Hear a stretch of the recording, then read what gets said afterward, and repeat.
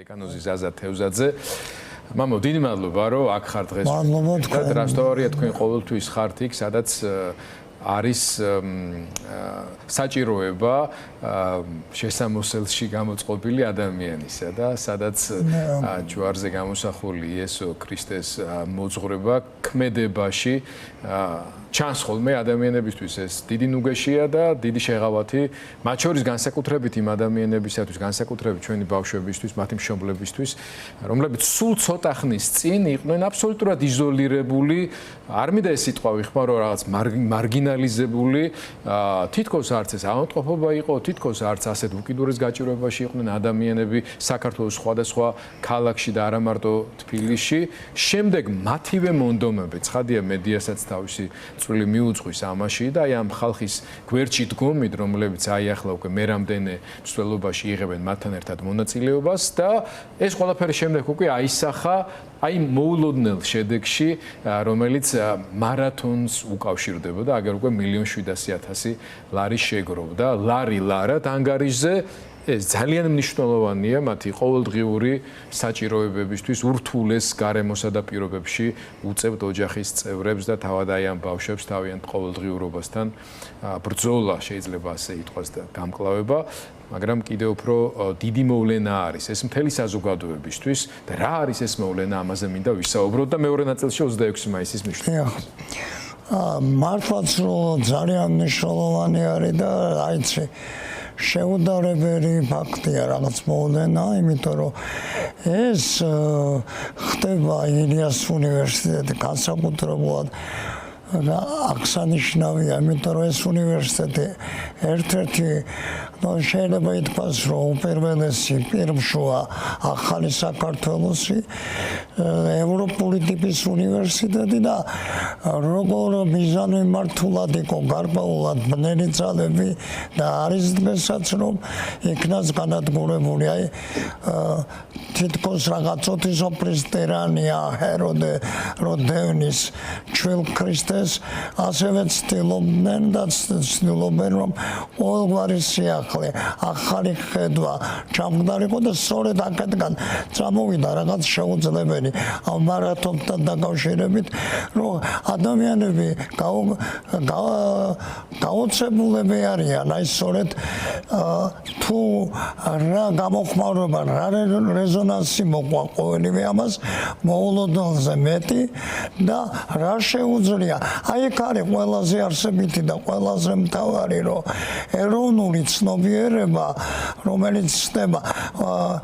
ყოველგვარ საზღვრებს როცა ადამიანი წარმოიდგენს არა მხოლოდ პირად ინდივიდუალურ სიცოცხლეს არამედ ამ დიდი ეროვნული არსებობის ნაწილად და მონაწილედ ეგ არის ყველაზე არსებითი არის ქართულში რომ სხვის სიჭირი ღობეს ჭირი ეს არის ცოდვის და სიკვდილის პარადიგმა როდესაც ადამიანები გათვითმკაცებულები არიან და ვერ შეიგრძნობენ და ქრისტიანობის არსი საქმით გამოვლინებით და ხედვით სწორედ არის ის რომ ჯერ ესენი ბავშვები არიან და ქრისტემ ხაზგან საკარებაში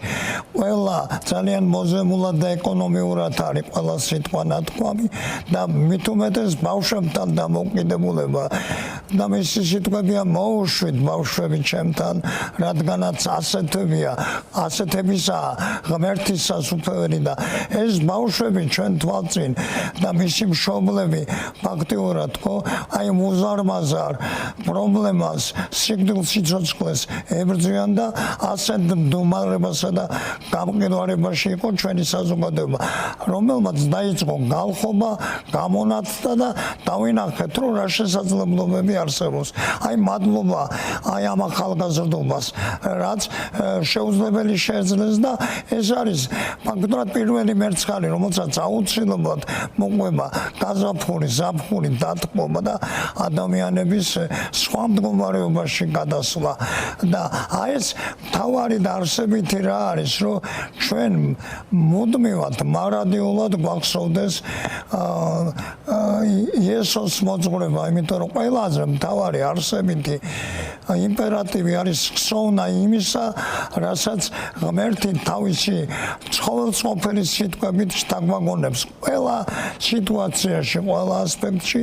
და მსგავსი გამოვლინებები სწორედ დამსახურება იმისი, რომ ადამიანებს როგორ არსებითად, როგორ შინაგანად, როგორ გულწრფელად და არაფარისეულურად ესმის ჩვენ ახალგაზრდობას ქრისტეს სიტყვების და ამ იმედით გულანთებულებმა ალბათ უნდა ვიაროთ და წელგამართულებმა რაც მთავარია, რომ ჩვენ ვართ ჩვენი ეროვნული სხეული, ეროვნული ცნობიერება აგრძელებს სიცოცხლეს და იცოცხლებს და ეს ბნელი ძალები ნამდვილად ვერ მოერევა, დარწმუნებული უნდა ვიყოთ. ამ თემასთან დაკავშირებით გრძნობიერება საზოგადოების პირველივე დღიდან შესამჩნევი იყო. ბავშვებზე ვსაუბრობთ და მით უმეტეს ისეთ მდგომარეობაში ყოფ ბავშვებზე, რომელთა ბედიც გარკვეულწილად გადაწყვეტილი იყო, მაგრამ თანამედროვე მედიცინამ და ტექნოლოგიებმა შესაძლებელი გახადა ჰორიზონტზე ესეთი ხელმოსაკიდი იმედები გამოჩნდა, ასე ვთქვათ. ჩვენ ძალიან ბევრი მაგალითი ვაჩვენეთ, სხვა შორის დღესდროების ადამიანი გავა ეთერში კიდევ ერთი მაგალითი იქნება ასეთ ოჯახებზე მონათხრობისა და ვიცით მაგალითები, როდესაც ერთ ოჯახში არის ამ სინდრომით დაავადებული ორი ბავშვი, აქედან ერთი დასავლეთის ერთ-ერთ სახელმწიფოშია, განვითარებულ სახელმწიფოში, ერთი აქ არის და მათი მდგომარეობები და დაავადების განვითარების დინამიკა ძალიან განსხვავდება. განსხვავებულია. იმის გამო, რომ იქ მას ყურადღებას აქცევენ, კურნალობენ, აქ კი ერთი თვე ღამეების თენება დაჭირდა და ამ ხელსაზოგადოებრივი აზრის ზეწოლა და მობილიზება, რომ ეს მულტიფუნქციური თუ რაღაცა კომისიას რო ეძახიან, რომ კომისია მაინც შეიქმნა ამ ბავშვებისთვის, ხო? მაშინ, როდესაც 2 წელი ეს ხალხი ელემენტარულ ყურადღებას ითხოვდნენ და ვერ მიიღეს. ამ პროცესში კარგია, რომ ახალარჩეული კათოლიკოს პატრიარქი შიო მესამე და საპატრიარქოს წარმომადგენლები ჩაერთვნენ. ისინი შეხვდნენ მშობლებს, ოჯახების წარმომადგენლებს, მიიღებს დაწვრილებითი ინფორმაცია და ეს მარტო ინფორმაციის მისაღებად არ იყო. ალბათ სინჯავენ იმ ნიადაგ შესაძლებლობებს, როგორ შეიძლება საპატრიარქომ დადებითი წვლილი შეიტანოს ამ პროცესში და გაჩნდა გარკვეული მოლოდინი მედიატორობის ფუნქციასთან დაკავშირებითაც. მაგრამ ამას მოყვა შემდეგ კობახიძის, თავჯანდაცვის მინისტრის ძალიან ხისტი ნეგატიური განცხადებების შემდეგ ახალი დეზინფორმაციული და პროპაგანდისტური ტალღა, სადაც ესეთ კატეგორიული მიდგომის შენარჩუნება, ასე ვთქვათ, კვლავ არის მთავარი ხაზი. რა შეიძლება გააკეთოს საპატრიარქომ, როგორც რელიგიურმა ინსტიტუტმა, მით უმეტეს ახალარჩეულმა პატრიარქმა, მისმა უწმიდესობამ შიო მესამემ. მთავარი და უმთავრესი ეკლესიის როლი, რაც არის ფუნქცია, ეს არის ღმერთის სიტყვა მიიტანოს თითოეულ ადამიანთან და იყოს ეს თანადგომა უპირველეს ყოვლისა, იმიტომ რომ ადამიანის ყველაზე უფრო მძიმე მდგომარეობა, როდესაც ის მარტო რჩება პრობლემის წინაშე და როდესაც ეს ტკივილი, ეს განცდა ხდება საჯარო და საყოველთაო,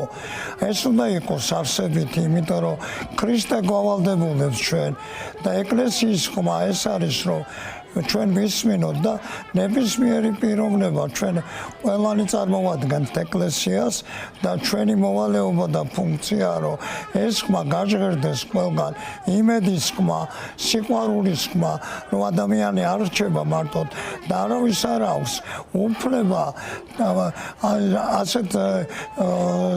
გულქვაობით მოექცენ ადამიანებს, ბავშვებს, რომელიც არის მომავალი ზოგადად და ის რომ რწმენა გაღვიდეს დაუმარცხებელი, აი რწმენა ეგ არის, ქრისტე არის სიკვდილის დამდგმელი უკვდავება, ფაქტიურად ქრისტე უკვდავებას გადაგებს, ეს არის თავი და ბოლო ქრისტიანობის სიკვდილის, ტკივილის, უძლურების, ავადმყოფობის დასასრულს. ეს ფანატიზმი და ლამაზი სიტყვები კი არ არის, ეს არის სწორედ ის რისთვისაც მოვიდა ამ ქვეყანაზე და ჩვენ ეს იმედები უნდა მიუტანოთ. შეუძლებელი არაფერი არ არის ბრძანებს მაცხოვარი რომ თუ თქვენ რწმენა გაქვთ უთხარით ამ დას გადადეკი და გადადგება. განა რომელი დავადება არ დაიხავს უკანს ღმერთის აქ ცხადდება აქ ჩნდება ჩვენი რწმენის საკითხი ჩვენი ცნობიერების საკითხი რამდენად ვემორჩილებით ჩვენ სიკვდილის კანონს რომ აი კი ბატონო ეს წერია მაგრამ ახლა ეს წერია და რაღაცა ამდაგვარი თითქოს რაღაც ესთეტიკა იყოს არა და ეს სინამდვილეა და ეს სინამდვილე უნდა გაცხადდეს რეალობაში რომელიც ეკლესიამ უნდა გააჟღეროს და უპირველესად რა თქმა უნდა მისმა პირველმა საჭედპრობელმა ამას უნდა მიცეს კურსივი ეს მიმართულება უნდა გახადოს დომინანტი რომ ეკლესია იდგეს იქ სადაც ადამიანებს ყველაზე მეტად უჭირთ იმიტომ რომ იქ არის სადაც ყველაზე მეტად უჭირთ ჩვენი უფალი და მაცხოვარი იესო ქრისტე სწორედ მათთან იმყოფება და მათთან თანაცხოვრობს და ამაზე არსებითი არავის უფალი იესო ამბობს რომ გიყვარვარან ჩემი ცნებებით იცხოვრეთ ჩემი ცნებებით ჩემ მოძღვრებაში დაივანეთ და ეს სიყვარული მაშინ გამოჩნდება და ეს არის უპირველესი არსი და კიდევ ამ იმედებს მე რომ არავითარ შემთხვევაში არ უნდა ჩამოუშვათ მე დარწმუნებული ვარ რომ სულ ცოტა ხანში ეს შეიძლება სრულიად განკურნებადი მოვლენა იყოს და ეს ავადმყოფობა ისტორიის ფურცლებიდან ამოიშალოს ისევ როგორც ბევრი ისეთი ავადმყოფობა რომელიც რამდენიმე წელს დაუძლებელია როგორ შეიძლება მიტოვებულა თუნდაც ის იყოს ხო პირველად მორალური გამარჯვება როცა ადამიანი მარტო არჩება როცა ადამიანებს კეთროვანებით არ გაუვლდა და პრობლემის წინაშე ტოვებენ არ შეიძლება არც ერთიან და სიკვდილი ეს არის მარტოობა პირველ რიგში მარტოობისთვის განწირვა ადამიანების მამაო და ჩვენი საუბრის ბოლოს მივადექით არა იმდენად უფრო დიდ სურათს იმას დიდი რა უნდა იყოს ვიდრე ქრისტეს ხედვა დედამიწაზე მაგრამ ჩვენი სახელმწიფოებრიობის დამოუკიდებლობის დღე აღინიშნება ზეგ უკვე 26 მაისს თქვენ ხაზი გაუსვით იმას რომ სტუდენტები სწორედ აი ილია უნის სტუდენტები არიან ჩვენ სტუდენტობაში სხვა უნივერსიტეტებში ბევრი სამაყო ახალგაზრდა გვყავს ამ მოძრაობაში აქტიურად არიან ჩართულები მონაწილეობენ მთელ სამ პროცესში მაგრამ ილიას გახსენებაზე ჩემ შესავალშიც ვახსენე ეს საერთოდ ზარღვი და შევახსენო ჩვენს მაყურებელს ერთი ძალიან ცნობილი ციტატა რომელსაც სკოლაში კი ვსწავლობდით მაგრამ შემდეგ ბევრსან დაავიწყდა ან ვერც მაშინ გაიგო მისი შინაარსი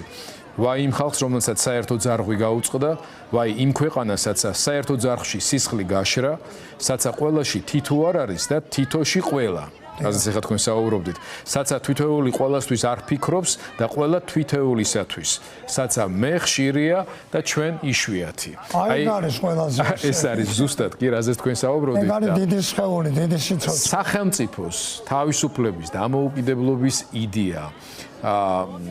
26 მაისი ზეგინდელი 26 მაისი როცა ამხელა პრობლემების წინაშე ვართ და საზოგადოების რაღაცა ნაწილში შეიძლება კვლავ არსებობდეს გარკვეული კითხვები მოქმედი ხელისუფლებისა თუ რეჟიმის ვინც რას დაარქმევს მას პრაგმატულ ასე ვთქვათ სტრატეგიასთან მიმართებაში რა შეგვიძლია ვთქვათ ამ 26 მაისზე და რა შეგვიძლია ვთქვათ მათ შორის 26 მაისს ქართული საზოგადოების მხრიდან საკუთარი პოზიციის კიდევ ერთხელ მასობრივად დემონსტრირების აუცილებლობას. პირველ რიგში მადლობა ყველას, რომ აი ეს ძალიან კარგად გაიაზრეს ეს არის. მე ვიტყოდი უპრეცედენტო დღე საქართველოს ისტორიაში მსგავსი ძალიან ცოტა არის ალბათ და შეიძლება არც არის, იმიტომ რომ ეს გახდა რა ვიცი ახალი ერების ისტორიაში უდიდესი მოვლენა ჩვენ მე-15 საუკუნიდან უკვე ერთიანი სახელმწიფო არ გვაქვს და აი გათენდა მართლაც უზარმაზარი ნახტომი გაკეთდა და ეს მოვლენა უპადლო არის, რაღაცა ძალიან კაშკაშა ნიშანსვეტია, რომელიც დაიწყებას არ უნდა მიეცეს და აი, როდესაც ეს ტოტალიტარული რეჟიმი მოვიდა და ეს ბოლშევიკური სისტემა ყველანაირად ცდილობდა ზოგადად ჩვენი მეხსიერებიდან გაექრო აი ეს უმნიშვნელოვანესი თარიღი, რომლის გაცოცხლებაც და წარმოჩენას არის აუცილებელი და